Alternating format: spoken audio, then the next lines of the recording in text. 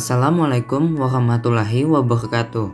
Selamat siang, salam sejahtera bagi kita semuanya. Shalom, Om Swastiastu, Namo Buddhaya, salam kebajikan. Segala puji dan syukur kita panjatkan kepada Tuhan Yang Maha Esa. Karena berkat dan rahmat-Nya, kita semua dalam kondisi yang sehat.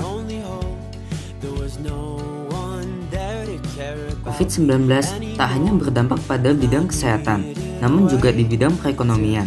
Seperti yang kita ketahui, banyak negara yang sudah mengumumkan resesi ekonomi sebagai akibat dari pandemi COVID-19, termasuk Indonesia.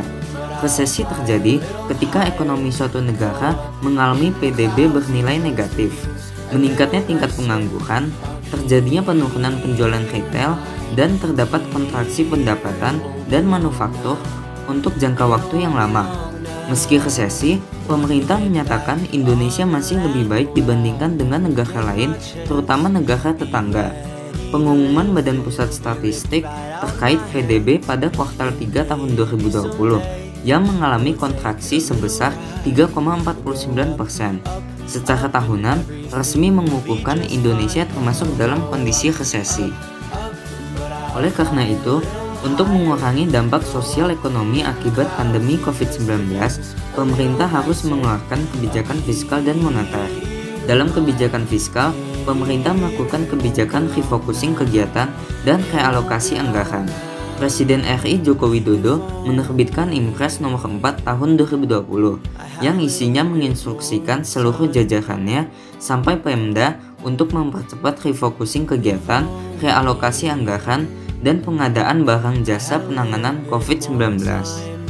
Kementerian Keuangan sendiri merealokasi dana APBN sebesar 62,3 triliun rupiah.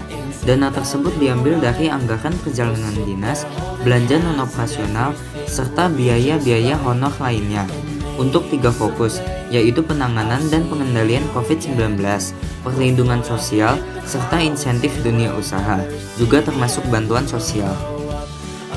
Kementerian Keuangan juga menerbitkan PMK 23 tahun 2020, yaitu pemberian stimulus pajak untuk karyawan dan dunia usaha, yaitu pajak penghasilan karyawan ditanggung pemerintah, pembebasan pajak penghasilan impor, serta pengurangan angsuran PPh. Di sisi lain, Presiden Joko Widodo juga memberikan arahan kepada jajarannya untuk memprioritaskan pembelian produk UMKM, serta mendorong BUMN untuk memperdayakan UMKM melalui e-katalog dan sebagainya. Di bidang moneter, Presiden, Menteri Keuangan, serta Bank Indonesia melakukan sinergis antara kebijakan dan otoritas. Kebijakan moneter yang diambil harus selaras dengan kebijakan fiskal dalam meminimalisir dampak COVID-19 terhadap perekonomian nasional.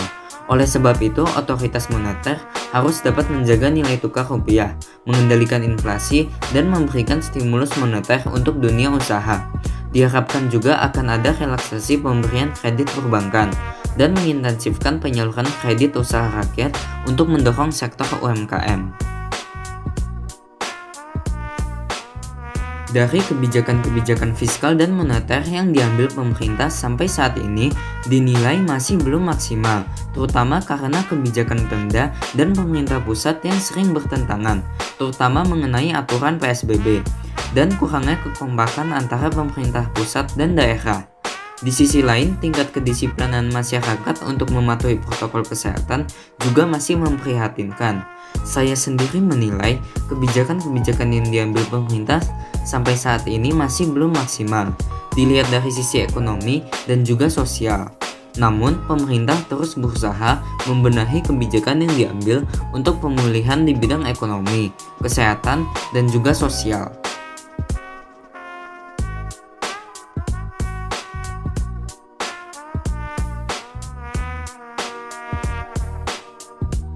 Sekian dari ceramah saya, semoga informasi yang telah saya sampaikan dapat bermanfaat dan menambah wawasan Anda mengenai kondisi perekonomian, serta kebijakan fiskal dan moneter yang diambil pemerintah Indonesia dalam menghadapi pandemi COVID-19.